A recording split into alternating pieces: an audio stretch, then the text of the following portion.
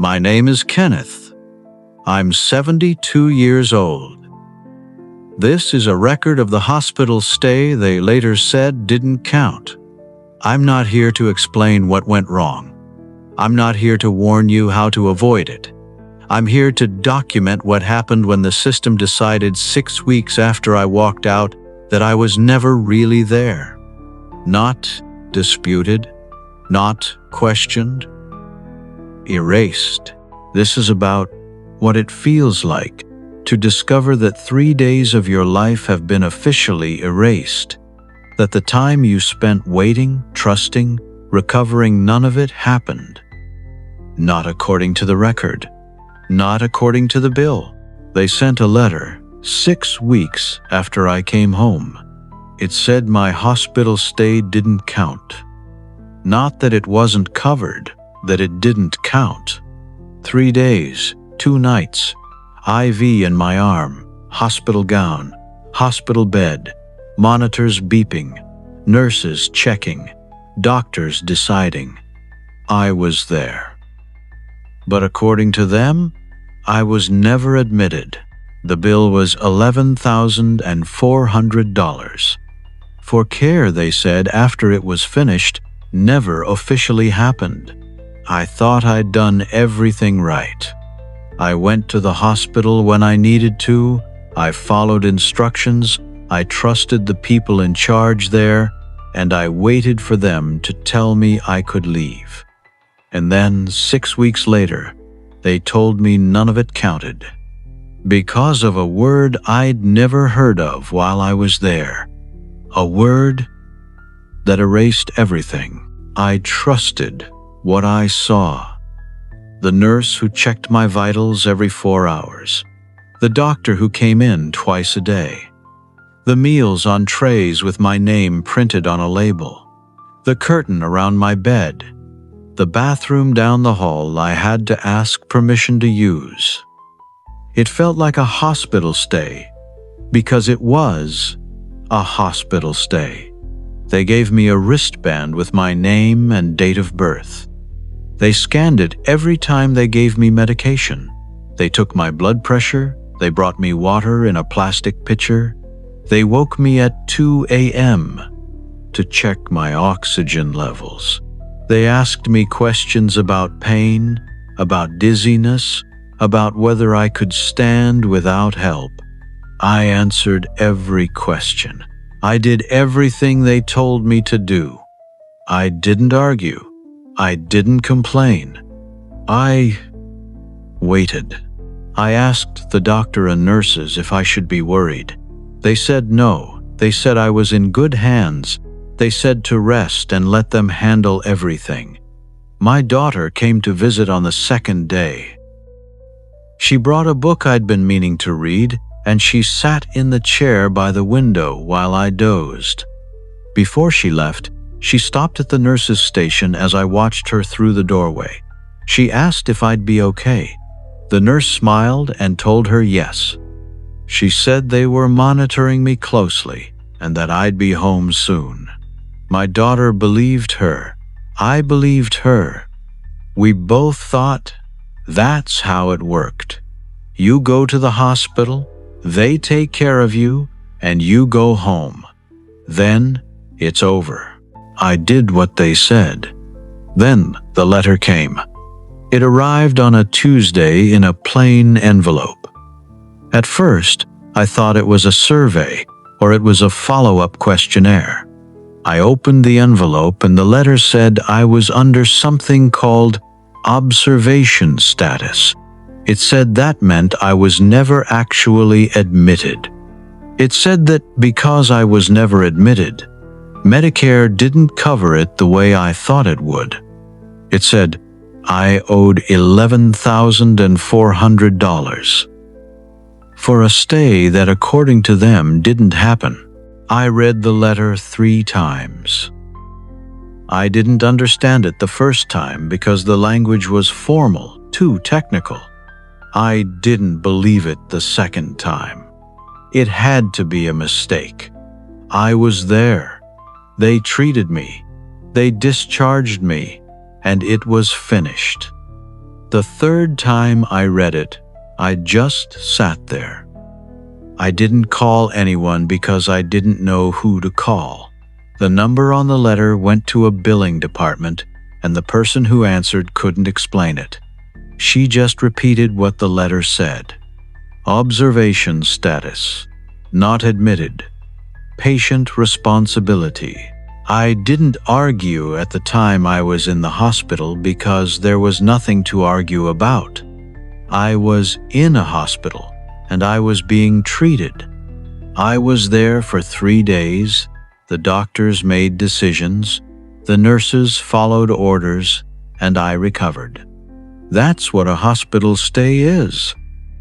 But the letter said otherwise. It said I had been observed, not admitted. It said observation is different. It said that difference meant the entire stay was now my responsibility. Not shared, not covered, mine. The system didn't fail to protect me. It waited until I couldn't do anything about it, then told me I'd been unprotected the entire time. That's not a mistake, and that's not an oversight. That's just how it was designed. I was supposed to trust them, and I was supposed to wait. I was supposed to believe that being inside a hospital, wearing their ID bracelet, following their orders, meant I was being taken care of. And while I waited, while I trusted, while I recovered and went home and resumed my life, the system was preparing to tell me that none of it counted. Observation status. That's the term they used to say it didn't count. But it felt identical to every other hospital stay I'd had in my life. The room looked the same, the equipment looked the same, and the people looked the same. I was in a bed, I was being monitored, I was receiving care, but this time I wasn't a patient. I was being observed. The difference showed up 6 weeks later in a bill I couldn't pay, and by then there was nothing I could do. The stay was over. The decisions had been made. The time I could have asked questions, could have challenged the designation, could have known what was happening that time, was gone. I was living my life, believing it was handled, and it was already too late. That's what waiting cost me. Not the time in the hospital, but the time after. The 6 weeks I spent believing I was protected.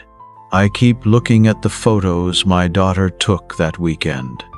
Me in the hospital bed, pale, tired, IV taped to the back of my hand, the monitors behind me showing numbers I didn't understand. I remember that day vividly. I remember the room number 412. I remember the view from the window. There was a parking garage, 5 stories of concrete. I watched people come and go while I waited for the doctor to clear me. I counted the floors. I watched a woman in a red coat walk to her car. I watched the sun move across the concrete until it disappeared behind the building next door. I had nothing else to do but wait. I was there. But the letter says I wasn't. It doesn't matter what I remember. It doesn't matter what the photos show. It doesn't matter that I slept there, ate there, waited there for someone to tell me I could leave. The system decided after it was over that those days don't count. I kept living because I thought it was handled. I made other decisions. I spent money I wouldn't have spent. I delayed things I would have done differently if I'd known I was $11,400 behind. I paid for my daughter's car repair because the transmission had been slipping and she needed it fixed. So I sent her a check. I bought new tires for my own car, and I'd been putting it off. But I thought I could afford it now. I thought the hospital stay was behind me. I sent a check to my grandson for his birthday. $50. Not much, but it mattered to him. I went to the pharmacy and refilled my prescriptions without checking the price. I didn't need to check because I thought I was covered, but I didn't know. Because it felt finished, I thought trusting the system meant I'd done it right. And that's exactly why this happened. Because I waited. Because I trusted. Because I assumed that being inside a hospital, wearing their gown, eating their food, following their instructions, meant I was protected. But I wasn't protecting myself by waiting. I was giving them time to decide later, when I couldn't do anything about it, that I'd never been protected at all. The photos are still real. The room was real. The IV was real. And the exhaustion I felt walking out 3 days later was real. But none of it counts. I have a photo of myself holding a cup of coffee the morning I was discharged. My daughter took it because she said I looked relieved. I was smiling, not big, just a little. You know the kind of smile you give when something hard is over. I thought it was over. But it wasn't over. It was just beginning. The system was already preparing to tell me that the version of myself in that photo, the man who trusted he was covered, who believed he'd done everything right, who thought the worst was behind him, didn't exist. Not officially. I wasn't a patient that day. I was being observed. And when you're being observed, nothing you feel matters. Nothing you believe protects you. Nothing you trust turns out to be true. Waiting didn't save me. It erased me. Now I'm trying to pay for something that's already in the past. Something I can't undo. Something I can't appeal. Something I can't go back and fix. I look at the photo of myself in that hospital bed, and I see someone who believed the system worked. Someone who thought that showing up, following instructions, and trusting authority meant you'd be taken care of. Someone who thought waiting was the same as being protected. That person in the photo, that's who I was 6 weeks before the letter came. And according to the system, that person was never admitted, never covered, and never protected. He was being observed the whole time. He just didn't know it. I thought the hardest part was being in the hospital. I thought the hardest part was the uncertainty, the waiting, the not knowing when I'd be cleared to go home. But the hardest part was coming home and believing it was over. The hardest part was resuming my life, making plans, spending money, moving forward. The hardest part was trusting that the system had done what it was supposed to do. Because while I was trusting, while I was waiting, while I was believing, the bill was already being prepared, and there was nothing I could do to stop it. I wasn't one step away from this happening. It had already happened. I just didn't know it yet. The photos are still on my phone. Room 412 still exists, somewhere in that building. The parking garage is still there. The chair my daughter sat in is probably still in use, but the stay, according to them, never happened. And there's no going back to make it count. I'm not telling you this so you can avoid it, and I'm not telling you this so you can learn from it. I'm telling you this because it happened. Because I was there. Because the photos prove I was there. And because none of that mattered. The system erased 3 days of my life, 6 weeks after I lived them.